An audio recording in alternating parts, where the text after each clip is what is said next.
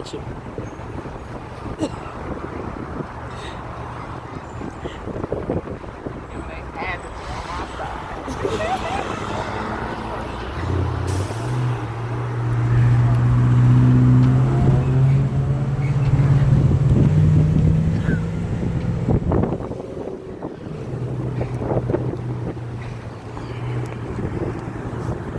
With over 50,000 amazing aquatic creatures at the Vancouver Aquarium, what will you see today?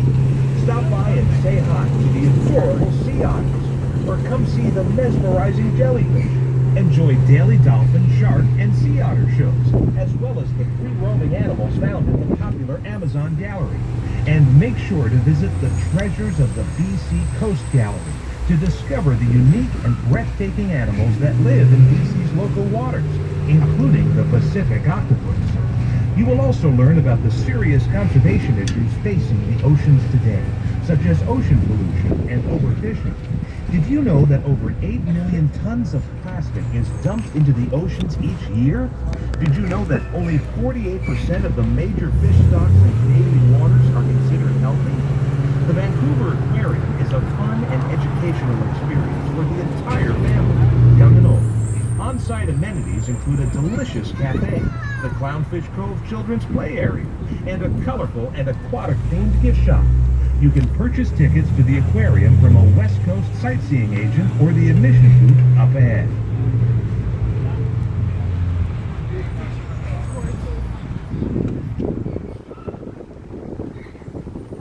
This stop, the Vancouver Aquarium, and Stanley Will make a haunting sound. The Coast Salish belong to the First Nations, British Columbia's first human residents, who have a rich history dating back thousands of years. The First Nations community is diverse, made up of 56 nations in this province alone. All peoples of the First Nations share a unique respect for the natural world.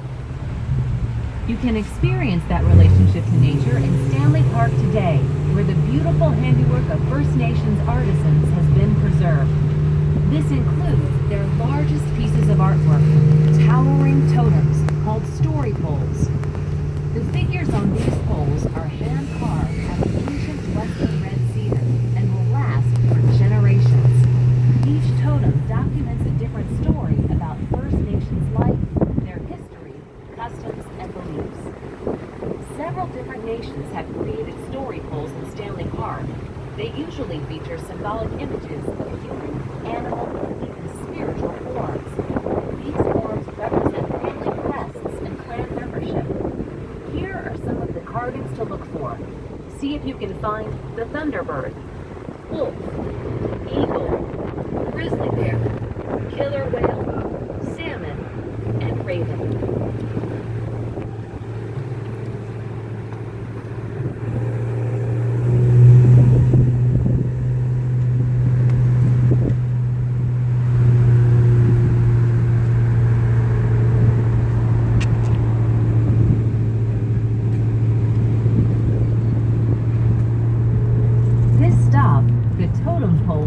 Stanley Park. Walk among the totems to learn about our First Nations peoples, history, and culture. This stop also has wonderful photo opportunities with views of the downtown skyline, Canada Place, and the Convention Center. The totem poles of Stanley Park, this stop.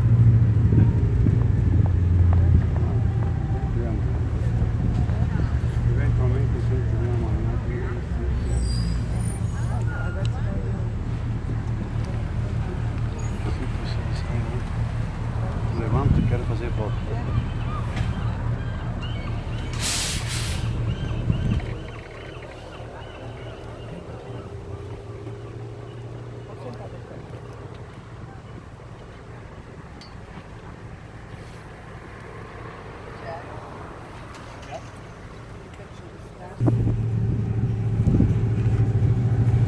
When you live in Vancouver, it's easy to take picture postcard perfect views for granted.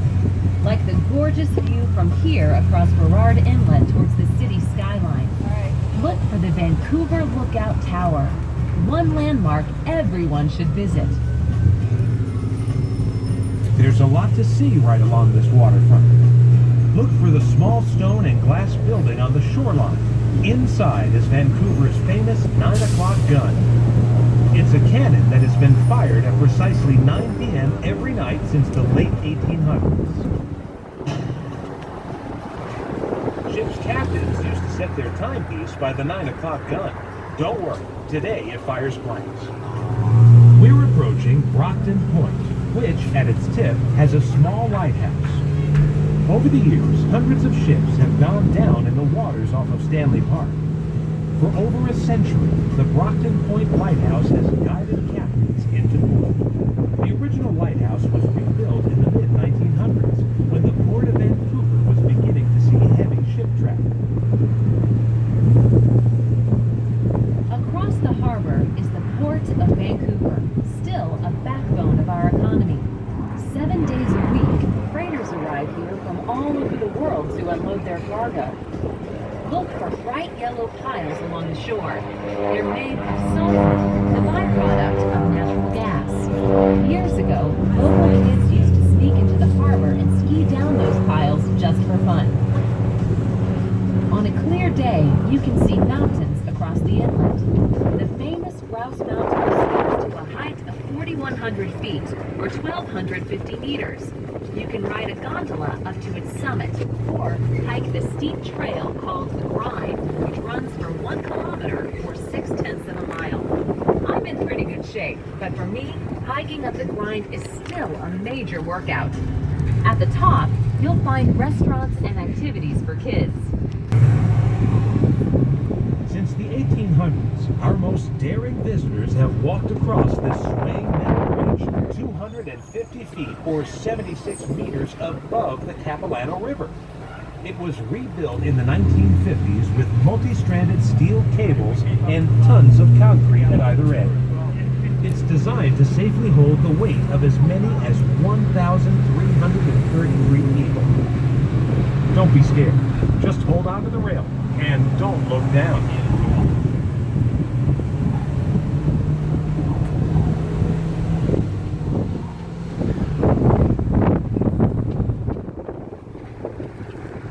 Water for a bronze statue called Girl in a Wetsuit. Our gal sits on a rock, perfectly dressed for diving. This sculpture was inspired by the famous Little Mermaid, which is found in the harbor of Copenhagen, Denmark. It's not unusual to see this famous statue wearing something besides a wetsuit. People love to swim out and add to her outfit. She might wear an evening dress and a tiara for formal occasions, or a spooky witch's costume for Halloween. It's always in good fun.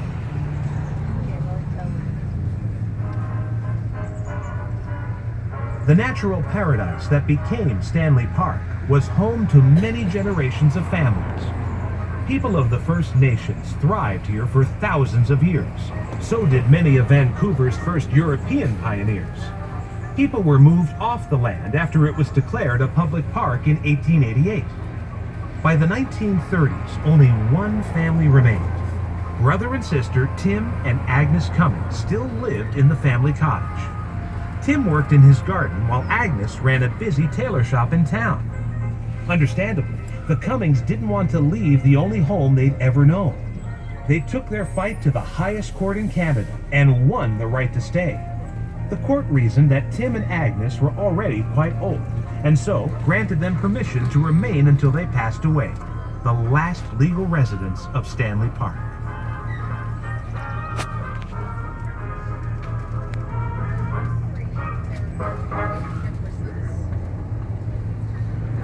They were owned by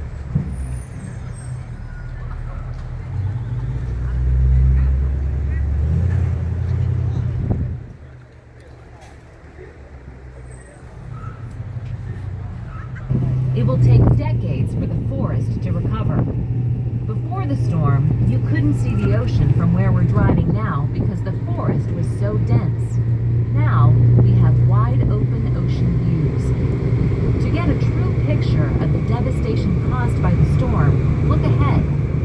Do you see the area where the trees grow so closely together the forest floor is deep in shadow?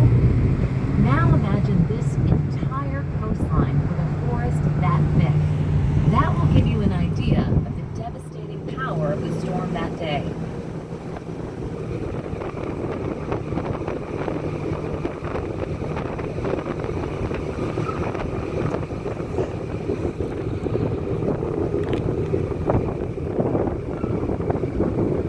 Coming up, you'll see Ferguson Point, one of the most beautiful vistas in Stanley Park. It has sweeping views across the waters of English Bay. We love to sit out there and watch the spectacular sunsets. A few visitors might even be world famous. Celebrities have a long history of coming to the West End neighborhood. Errol Flynn, the dashing hero of many Hollywood films of the 1930s, enjoyed cocktails here, especially at the bar of the Sylvia Hotel. Built in the early 1900s, the Sylvia is a charming ivy-covered building overlooking the beach. Hollywood actors still frequent this hotel. Keep an eye out for them. You never know who might walk into the lobby.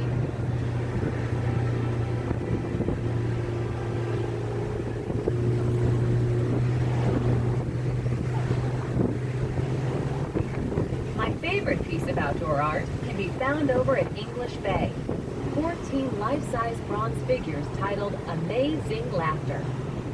All the figures depict the artist, Yaming Zhen of Beijing, in different poses, and all of them laughing. You'll often see visitors trying to imitate each pose while taking photos. Give it a try, and I guarantee soon you'll be right laughing there. too. See them? There they are.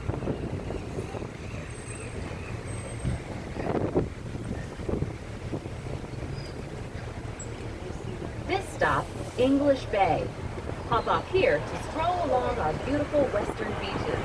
They're lovely anytime, but especially at sunset. English Bay, this stop.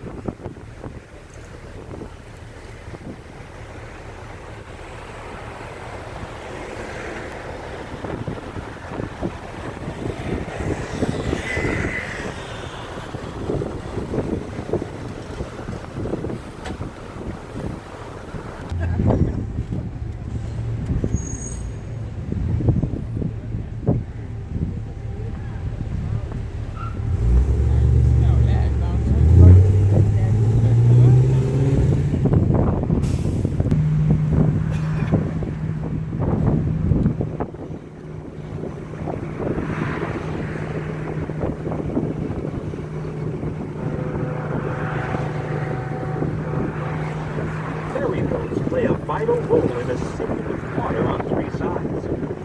Falls Creek ferries run from Falls Creek west to Van Gay Park, where you will find the Maritime Museum and Planetarium, or east to Granville Island, Galetown, the Edgewater Casino, and the old Olympic Village. These cute little blue and white boats carry up to 20 passengers at a time. The service started with 4 vessels named Nora, Alice, Juanita, and Iris, after relatives of the owners.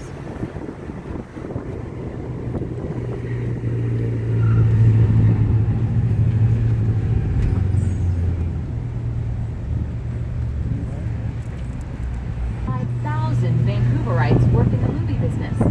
Film crews with long white trucks, lights, and cameras show up regularly on our streets. Some of the films shot here make their debut at the Vancouver Film Festival. Every year, the festival's red carpet is teeming with celebrities. Fans line up for hours to see some of the biggest international stars. I wouldn't mind bumping into Gwyneth Paltrow. I loved her in the Iron Man films. I'd rather talk shop with Hugh Jackman.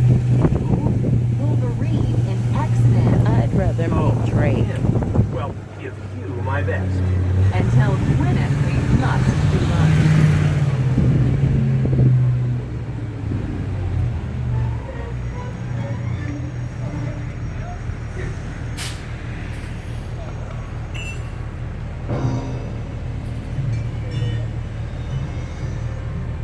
Here's a trick question.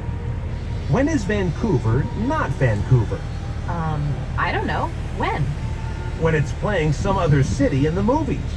Vancouver.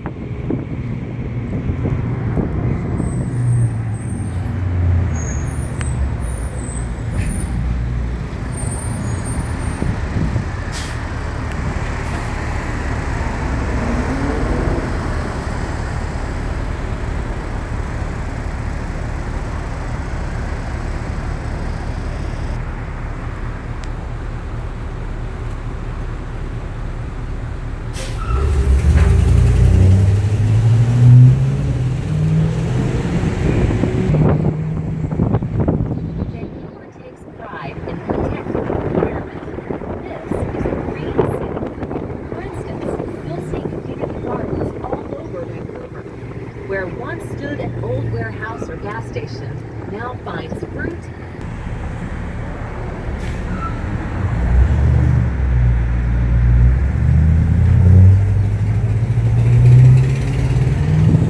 Our gay villages are centered around two streets. Davie Street here at the West End, and Commercial Drive at the east end of the city. Here, you find wonderful restaurants, pubs, clubs, and boutiques. They cater to the gay community, but everyone is always welcome.